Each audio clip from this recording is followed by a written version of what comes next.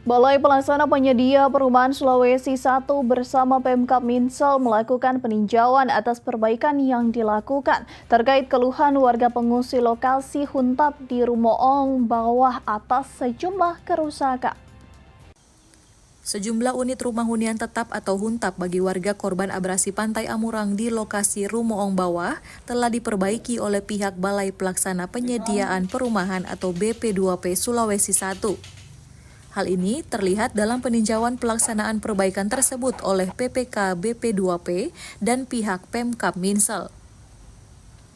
Hal ini dilakukan untuk menindaklanjuti sejumlah keluhan warga yang menempati huntap tersebut selama 2 bulan terakhir ini. Kepala Balai BP2P Sulawesi I melalui Humas Jeffrey Panambunan mengatakan pihaknya telah memaksimalkan pembangunan hunian tetap tersebut dan langsung menindaklanjuti saat ada laporan dan keluhan dari warga.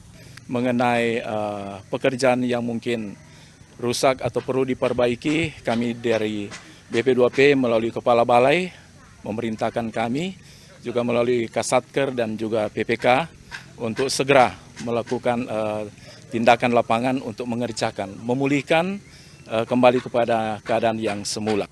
Sementara itu, Kadis Perke Minsel mengatakan hal ini sejalan dengan perjanjian sebelumnya, di mana para stakeholder akan menindaklanjuti pemeliharaan huntap tersebut.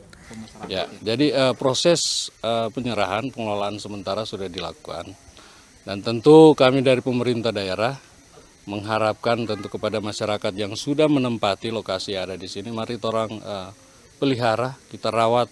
Selanjutnya, Kepala Balai BP2P juga berpesan kepada warga penghuni untuk dapat menjaga dan memelihara fasilitas penunjang lingkungan huntap yang akan menjadi milik mereka tersebut yang saat ini sedang diproses oleh Pemkab Minsel.